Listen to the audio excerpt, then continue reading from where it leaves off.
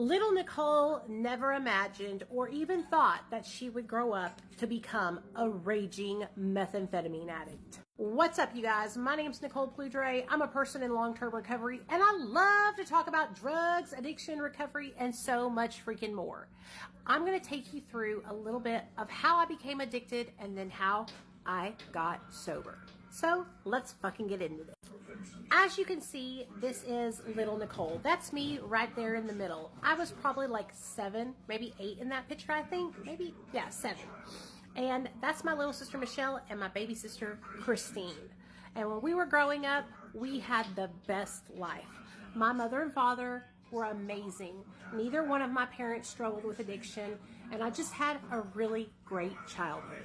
One thing about me, though, is I always struggled with my self-esteem. I always felt less than, not good enough, and I really struggled with my weight as a teenage girl. And so I got prescribed phentermine at the age of 17 years old. And when I took phentermine for the first time, it literally made me feel like a normal human being.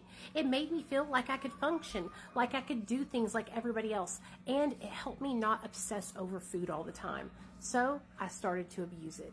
The doctor didn't keep prescribing me it because, I only got it for like 30 to 60 days. So when I ran out, guess what happened? I went to the streets. I went to the streets, and that's when I started abusing methamphetamine. In 2012, I met my husband, Neil, and we fell deeply in love. He was my best friend, but we both really struggled with addiction bad. By 2014, July 4th to be exact, we had this little chicken nugget, Nathaniel Alexander Pludre. And basically, my son saved my life. I struggled with addiction for the first year of his life, and he was removed from my care by Child Protective Services. When Nathaniel got taken away from me, you guys, it was devastating, and I could have chose to go downhill. I could have chose to keep on using, but I didn't. I chose to turn my life around and change. And that year that my son was taken from me, I turned my life around and I got sober. And I've been sober ever since, July 13th of 2015. This is a picture of me right before I got sober, at my lowest of low, when I felt so broken. The way I got sober was I went to treatment. Once I got out of treatment, I got into therapy and I got on Suboxone. Suboxone helped save my life. I wouldn't be here today if I did not have access to this life-saving medication. When I first started sharing about being sober on Suboxone, I got a lot of pushback from people in the recovery community. But over the years, people's hearts and minds have opened.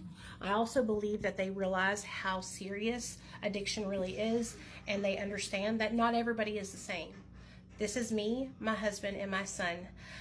This is from last year when we went on a little family vacation, and we had the best time. Choosing to get on Suboxone was the hardest decision I ever made because of the stigma surrounding it. So many people shamed me for my decision. I don't want you to struggle with your decision. If you need to get on life-saving treatment like Suboxone, do it, and don't worry about what anybody else says.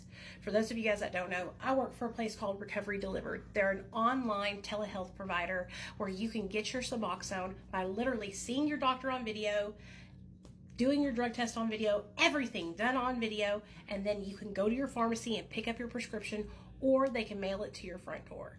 So check it out. It's linked in my bio. My code is Nicole, Nicole, and that gives you 50% off your first appointment. I love you guys. I wanted to share with y'all a little bit of my journey, and I'll talk to y'all later.